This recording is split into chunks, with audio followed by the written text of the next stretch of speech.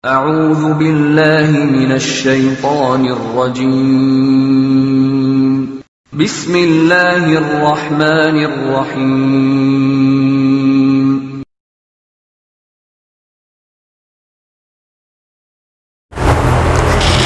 Bismillahirrahmanirrahim. Assalamualaikum warahmatullahi wabarakatuh. Alhamdulillahilladzi hadana li hadza wa ma kunna linahtadiya laula an hadanallah. Walhamdulillahirabbil alamin. Wa bihi nasta'inu ala umuri dunya waddin wassalatu wassalam ala asyrafil anbiya'i wal mursalin habibina Muhammadin wa ala alihi wa ashabihi wa man tabi'ahum bi ihsanin ila yaumiddin. Allahumma la sahla illa ma ja'altahu sahla wa anta taj'alul hazna idza syi'ta sahla.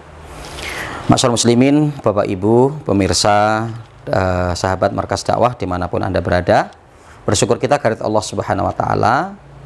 Allah Rabb kita yang selalu memberikan kebaikan kepada kita, selalu memberikan kemudahan bagi kita untuk beramal kebaikan, dan mudah-mudahan Allah termasuk golongan kita menjadi hambanya yang istiqomah. Salawat beri salam semoga tak tercurah atas Nabi kita Muhammad sallallahu alaihi wasallam, pada keluarga beliau, para sahabatnya, tabi'in, tabi'ut tabi'in, dan orang-orang senantiasa komitmen dalam menjalankan sunnah beliau sampai datangnya hari kiamat kelak. Masyaallah muslimin, sahabat Markas Dakwah rahimakumullah, kembali di majelis yang mulia ini kita untuk berbagi ilmu bersama, ya, sharing ilmu. Mudah-mudahan adanya satu kemanfaatan untuk diri saya pribadi dan kepada para jamaah sekalian, pada para sahabat Markas Dakwah dimanapun Anda berada. Kali ini insya Allah kita akan berbicara terkait dengan memutus mata rantai negatif dalam keluarga, ya, memutus mata rantai negatif dalam keluarga. Masyaallah muslimin, Bapak Ibu rahimakumullah, kadang nanti kita akan mendapati perkara-perkara negatif yang ada dalam keluarga. Nah, yang terjadi kadang perkara ini terus-menerus, lanjut berketurunan, artinya seperti itu. Ya, nah maka nanti coba akan kita lihat, ya, perkara seperti ini, ya. Nah, nanti tentunya ketika itu adalah perkara yang negatif, ya, atau perkara yang buruk, maka bagaimana untuk kita putus?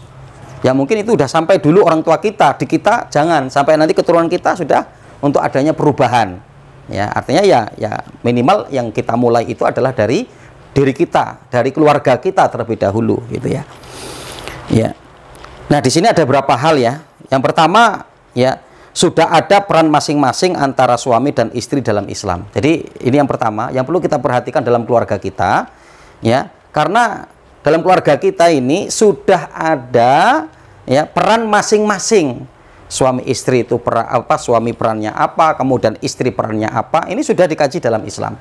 Nah, bagaimana untuk melihat perkara ini, untuk fokus, ya, pada perannya masing-masing, dan itu sudah diaturkan oleh Allah. Ya, sudah ada ketetapannya di dalam syariat di dalam Islam. Ya, contoh diantaranya suami, ya, bertanggung jawab nafkah, gitu ya, mendidik, menjadi tetua, ya, menjadi penentu arah kebijakan keluarga, ya, menjadi penentu arah akan dibawa kemanakah keluarga ini, begitu ya. Nah, itu adalah merupakan tugas atau perannya suami, ya kan, seperti itu ya.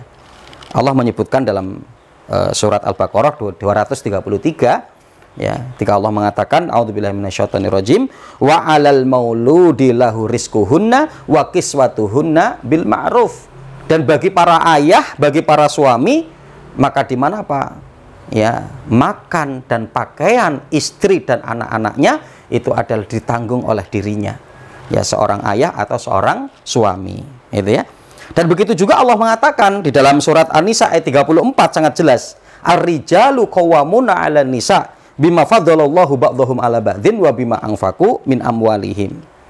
Ya, jadi laki-laki itu adalah pemimpin bagi para wanita, qawam, ya, bagi para wanita.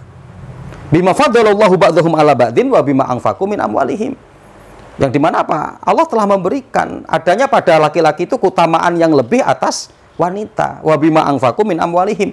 Di antaranya para laki-laki mereka telah menginfakkan hartanya, ya, untuk para istrinya, untuk diberikan kepada istri dan anaknya.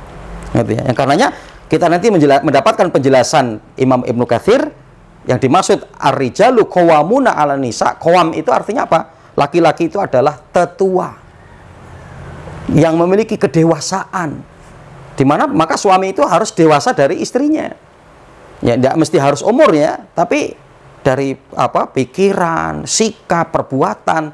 Bagaimana seorang suami itu harus ya memiliki sifat ya dewasa, ya tetua untuk istri dan anak-anaknya. Begitu juga apa? Hakim, penentu kebijakan. Ya, jadi jangan diserahkan kepada istri kebijakan itu. Tapi kebijakan itu ada pada suami. Begitu juga apa? Imam Ibnu Katsir mengatakan yang dimaksud dengan qawam itu adalah rois, mimpin, ya, yang akan memimpin, mengarahkan istri dan anak-anaknya. Nah ini perannya jelas ini. Perannya seorang suami, ya itu jelas.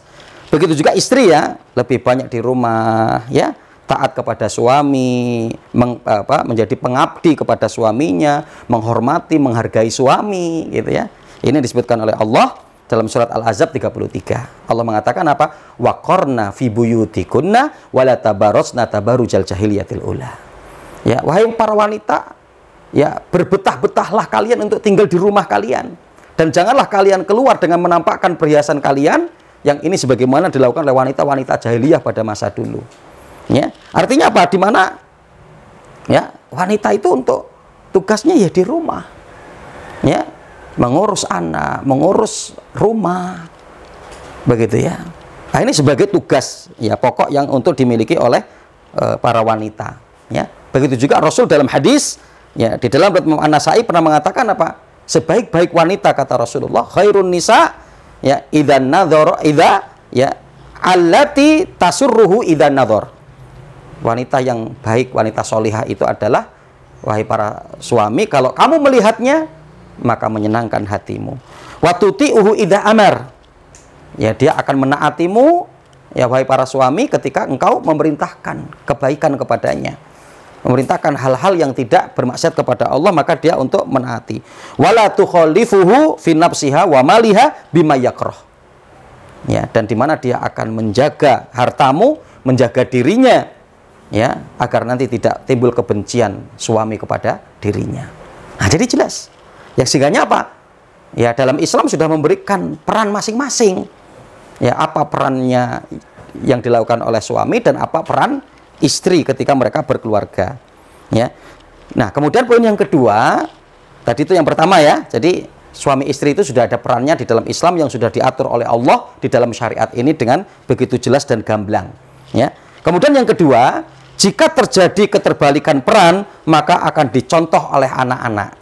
Nah, jadi ini poin penting ya, maka mata rantai negatif ini harus dihilangkan. Jadi ketika terjadi apa? Keterbalikan peran.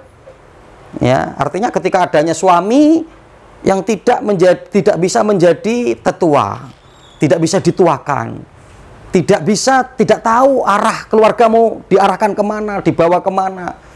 Ya, tidak bisa untuk mengambil kebijakan-kebijakan, tidak bisa untuk tegas kepada keluarganya, tidak bisa untuk ya memberikan solusi-solusi ketika adanya problem.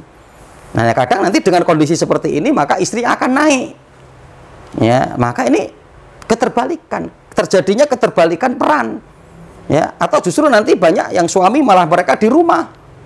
Yang ngurusi anak, yang ngurusi pekerjaan rumah, istrinya malah keluar. Ya, istrinya malah bisa untuk menjadi pengendali, pencari sumber ma'isyah, contoh mungkin begitu. Suaminya yang santai. Ini keterbalikan peran. Ya, suaminya banyak diem. Ya, menjadi orang yang membisu ketika di rumah. Ya, nah ini keterbalikan peran. Nah, maka apa? Ketika terjadi keterbalikan peran, yang kasihan apa? Nanti anak-anaknya, generasi-generasi setelahnya. Ya, dia akan melihat, oh ternyata ya ketika anaknya laki-laki contoh mungkin ya, dia akan melihat, oh jadi bapak itu nanti begitu toh, lemah, ya, kemudian banyak diem, ya, kemudian banyak justru malah dikendalikan oleh istri, ya, kemudian tidak bisa mencukupi kebutuhan keluarga. Nanti anaknya juga akan mengikuti, ya, ayahnya, ya. Begitu juga apa? Nanti ketika seorang anak wanita Ya, jadi dia akan mengikuti ibunya ketika dalam keluarga itu terjadi kesalahan peran.